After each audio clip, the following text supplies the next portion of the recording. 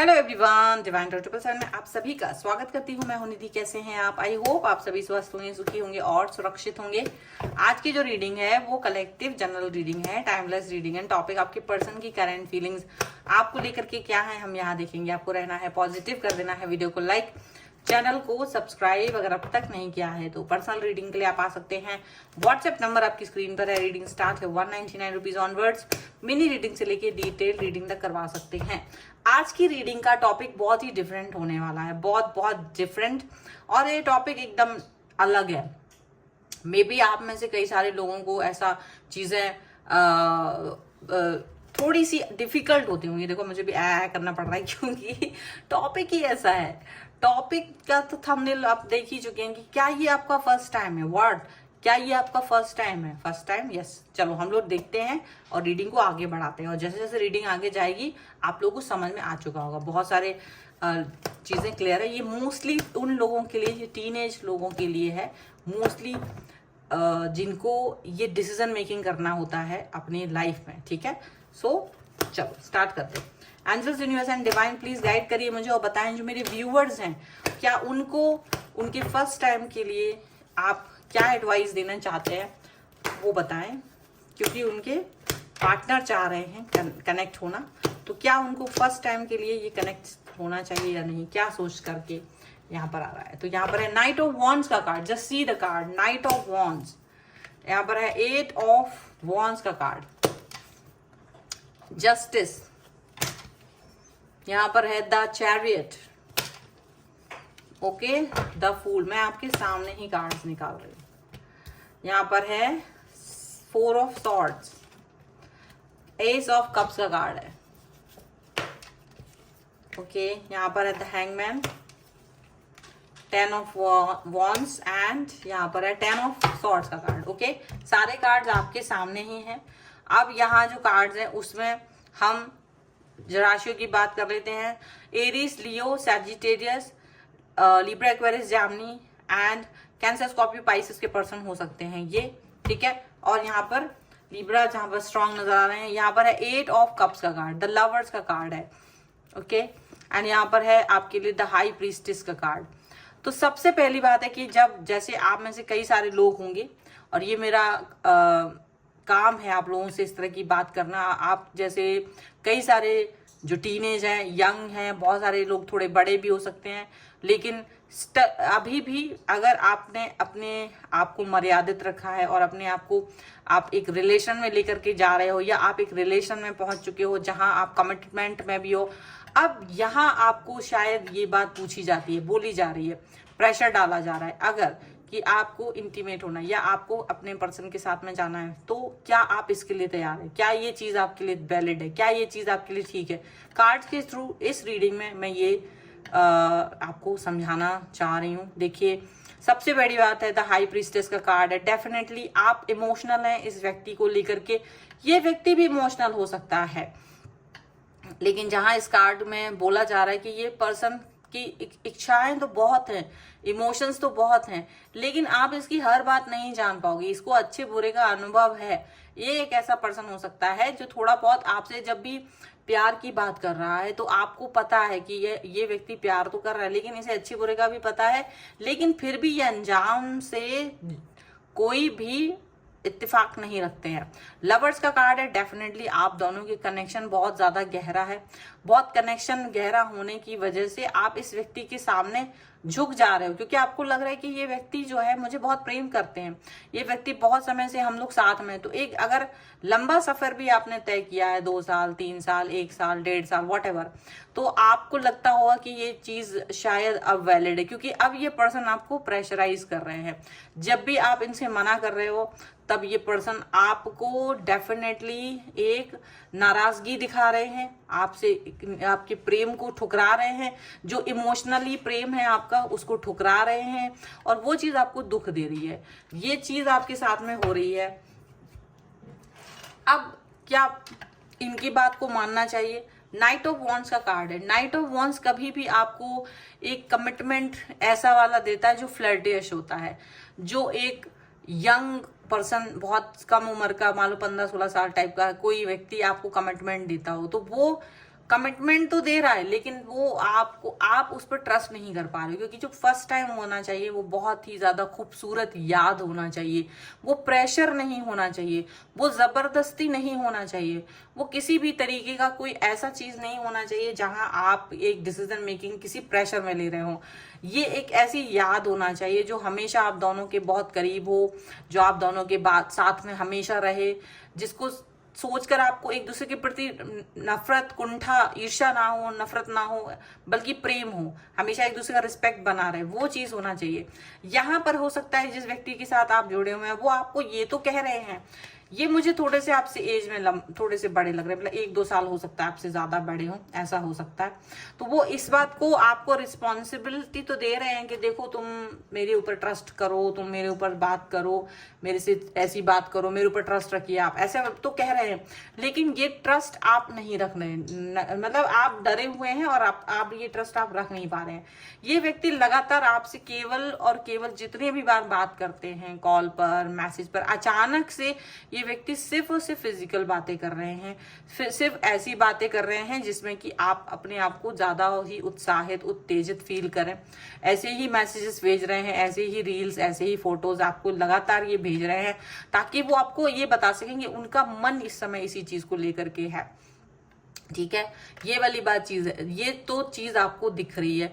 ये जरूर है कि यहाँ जस्टिस आपको लग रहा है कि क्या मैं इस व्यक्ति के साथ में ये कनेक्शन ये कदम उठाऊं तो ये ठीक है। हाँ, आप इस व्यक्ति को ये कहना चाह रहे हो कि आप ये कदम उठाना तो चाहते हो, क्योंकि लीगली आप दोनों की एज इस चीज को इजाजत देती है, लेकिन उससे क्या, लीगली इजाजत होना एक अलग चीज है, किसी का प्रेशर होना अलग चीज है। आप अभी भी पूरी तरह से इस चीज को लेकर के तैयार नहीं हो। ये कोई ऐसी चीज नहीं है जिसके लिए आप किसी के प्रेशर में ये काम करो, पर आप इस व्यक्ति को इतना प्रेम करते हो कि आपको लगता है कहीं ये इंसानों से दूर ना चला जाए, तो ये आप इनको जस्टिस देना चाह रहे हो, और ये पर्सन आपसे इसी चीज की जस्टिस की डिमांड कर रहे हैं, क्योंकि ये पर्सन हो सकता है आपसे कहीं दूर भी अगर रहते हैं तो ये आपको मिलने आ सकते हैं केवल इस चीज को फुलफिल करने के लिए, या इनकी डिजायर इस समय इनके ऊपर हावी हो चुकी है, इनकी ये डिजायर इनके ऊपर बहुत ज्यादा हावी हो चुकी है कि ये आपके लिए इस तरह की फीलिंग रख रहे हैं, ये इस तरह की बातें आपके लिए सोच रहे हैं। लेकिन बात सिर्फ इतनी सी है कि ये पर्सन अभी भी फूल का कार्ड है, वफादारी बोलना एक बात अलग है, लेकिन रिस्पॉन्सिबिलिटी लेना एक अलग चीज है। एक रिस्पॉन्सिबल पर्सन नहीं है, and you are not comfortable right now. ये बहुत क्लियरली दिख रहा है कि ये चाहे कितना ही आपको रिस्पॉन्सिबल बता दें या कुछ भी बोल दें, और हो सकता है ये बुरा भला भी बोल रहे हैं, कभी कभी आप इनकी बात को नहीं सुन रहे हैं, आपको धिक्कार दे रहे हैं, आपको बुरा भला बोल रहे हैं, आपसे अच्छे से बात नहीं कर रहे हैं, आपको इग्नोर कर रहे हैं, आपसे 2-2 दिन बात नहीं कर रहे हैं, ऐसा कुछ कर रहे हैं, वो चीज आपको अच्छी नहीं लग रही है, और ये आपके सामने इस तरीके के एक्शंस दिखा रहे हैं जहां ये आपके साथ में आ नहीं रहे, लेकिन आप कहीं ना कहीं बहुत गहरी सोच में जा रहे हो बार बार, और आप मन में कहीं इस चीज के लिए तैयार नहीं हो। कहीं ना कहीं आपको लग रहा है कि आप जबरदस्ती इस चीज के लिए अपने आप को तैयार करोगे, बट आप इस तरह की कल्पना नहीं कर रहे थे अपने पर्सन के साथ।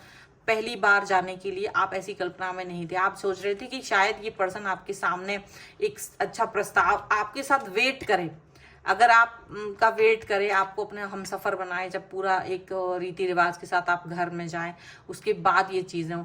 लेकिन ये पर्सन इस तरह की प्रेशराइज आपको कर रहे हैं। आप बहुत प्यार में हैं, बार बार इस व्यक्ति की तरफ प्यार से जा रहे हो, प्यार में जा रहे हो, और इस प्यार की वजह से ही आप स्टक फील कर रहे हो, क्योंकि आप इस चीज को फील कर पा रहे हो कि यार मैं अपने दिल को नहीं तोड़ सकता हूँ, नहीं तोड़ सकती हूँ, क्योंकि मुझे इस व्यक्ति के बगैर रहने की आदत नहीं है। अगर ये व्यक्ति मुझसे दूर चला गया तो मेरे को वो बहुत कष्ट होगा। तो कहीं ना कहीं आत्मिक कष्ट, और मतलब इस चीज को लेकर के आप बहुत आत्मग्लानि में जी रहे हो, और ये पर्सन को आप कुछ कह नहीं पा रहे हो, ऐसा लग रहा है। ये पर्सन जो हरकत आपके सामने इस समय कर रहे हैं, आपको ऐसा लग रहा है जैसे ना आप बहुत आत्मग्लानि में घिरे हुए हो। एक बहुत ज्यादा तकलीफ वाली सिचुएशन है, बहुत ज्यादा स्ट्रेसफुल सिचुएशन है, एक बहुत ऐसी सिचुएशन है जिसको लेकर के आपके दिल में लगातार घबराहट हो रही है। मतलब आप इस चीज को फील कर पा रहे हो कि ये चीज ठीक नहीं है, दैट्स इट, बट आप इस व्यक्ति से कह नहीं पा रहे हो। ठीक है, आप उससे कह नहीं पा रहे हो, ये तो इनका वो है, आपके लिए इसमें यहाँ पर हम एंजेलिक गाइडेंस भी ले लेते हैं कि आपको क्या करना चाहिए ऐसी सिचुएशन में। Angels, universe and divine please guide करिए मुझे और मुझे बताइए कि क्या करना चाहिए मेरे व्यूअर्स को। ठीक है, तो यहाँ पर है इनर चाइल्ड हीलिंग का कार्ड है, यहाँ पर है forgiveness and understanding and here is angelic protection. देखिए सबसे बड़ी बात यहाँ पर है कि आपके जो पर्सन है वो भले ही कुछ भी करे, लेकिन आपको शायद अपने इनर चाइल्ड को हील करने की जरूरत है। हीलिंग इज समथिंग जो आप अपने लिए करते हो। देखो किसी के प्रेशर में आके कभी कोई काम नहीं करना चाहिए। कोई दूसरा अगर वो ये नहीं सोच रहा है कि आप उसे प्रेम कर रहे हैं, आपकी कोई बाउंड्रीज हैं, आपकी कोई लिमिटेशंस है, तो इसका मतलब है वो सिर्फ अपने बारे में सोच रहा है।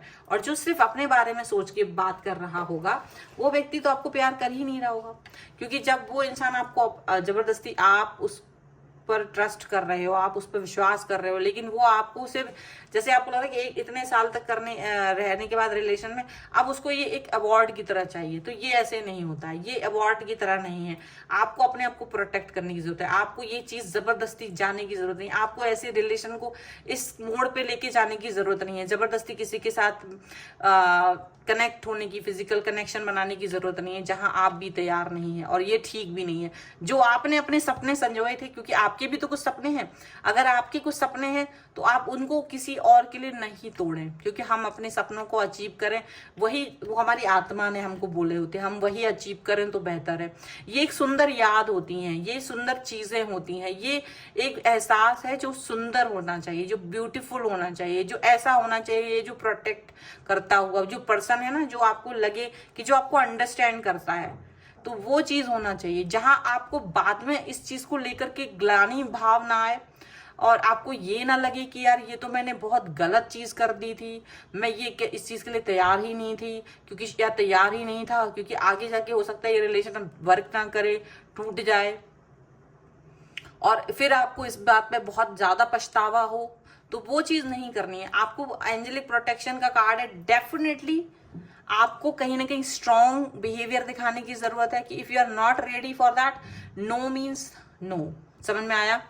आपको बहुत क्लियरली किसी भी व्यक्ति को वहां ना बोलने की जरूरत है जिस चीजों के लिए आपकी आत्मा गवाही नहीं देती है, जहां आपको लगता है ये काम तो मैंने नहीं करना है, मैं ये काम करना तो चाहता हूं लेकिन शायद इसके लिए मैंने एक ऐसा समय, एक ऐसा वक्त चुन रखा है कि ये चीज तभी होनी चाहिए, उससे पहले नहीं। तो किसी के प्रेशर में आके कोई काम नहीं करेंगे। जो चीज हमारी आंखों में सुंदर है, जो चीज हमारे सपने हैं हमारी आंखों में, हमें वही करना है। हम किसी को अधिकार नहीं देते कि वो हमारी आंखों के सपनों को छीने और जबरदस्ती कोई चीज करवाए। अगर वो व्यक्ति आपका वेट करेगा, प्यार करता होगा तो 1000 बार वेट करेगा, बिल्कुल करेगा, और नहीं करता होगा तो उसके रूप रंग में फंस करके आप मत अपने आत्मा को ग्लानि से भर दीजिए, ताकि आप बाद में जब भी सोचें, जितनी बार भी सोचें, आप किसी भी एज में पहुंच जाएं, लेकिन जितनी बार आप सोचेंगे आपको अपने अंदर आत्मग्लानि फील होगी। तो इस आत्मग्लानि से बचना ही आपके लिए सबसे बड़ी बात है। और ये सुंदर याद को एक सुंदर याद की तरह ही रखना है, उसको वैसे ही बनाइएगा, प्रोटेक्ट कीजिएगा। ये इस रीडिंग में निकल के आया है। और इस संदेश को अगर आपको पसंद आए और इस रीडिंग को आप फिर से सुनना चाहते हैं इसी टॉपिक पर, तो कमेंट बॉक्स में जरूर लिख दीजिएगा कि आप सुनना चाहते हैं। ये मोस्टली उन लोगों के लिए जो टीनेज है, यंग एज में है, जिन्होंने अब तक इन चीजों का अनुभव नहीं किया अपनी लाइफ में, पहली बार उनके लाइफ में ऐसा कोई प्रस्ताव लेकर के आया है और इंटीमेसी की कोई ऐसी बात हो रही है, तो वो अगर इस कंफ्यूजन में है तो क्या करना चाहिए, ये उनके लिए। आई डोंट नो कितने लोगों को इसकी जरूरत है, बट मुझे इस चीज का आज यूनिवर्स की तरफ से इशारा हुआ है, तो मैंने ये रीडिंग बनाई है, क्योंकि मुझे इशारा मिला कि मुझे इस टॉपिक पर ये रीडिंग बनानी है, तो मैंने ये रीडिंग बनाई है। आई होप आपको पसंद आए। क्लेम कर सकते हैं वीडियो लाइक करके, चैनल सब्सक्राइब करके एंड कमेंट बॉक्स में लिख के कि आपको ये रीडिंग का सेकंड पार्ट चाहिए, तो मैं जल्द से जल्द आपको इसका सेकंड पार्ट भी बना के दूंगी। ओके, फिलहाल आप आ सकते हैं अपनी पर्सनल रीडिंग के लिए, पर्सनल क्वेश्चन पूछने के लिए आप आ सकते हैं। वीडियो के ऊपर लिखा हुआ है नंबर व्हाट्सएप का, आप मुझे इंस्टाग्राम और मेरे दूसरे चैनल पे फॉलो कर सकते हैं। सभी का लिंक आपको डिस्क्रिप्शन बॉक्स में मिल जाएगा। मिलते हैं एक नई रीडिंग के साथ जल्द ही, तब तक देखते रहिए divine tarot 777। Thank you for watching, bye.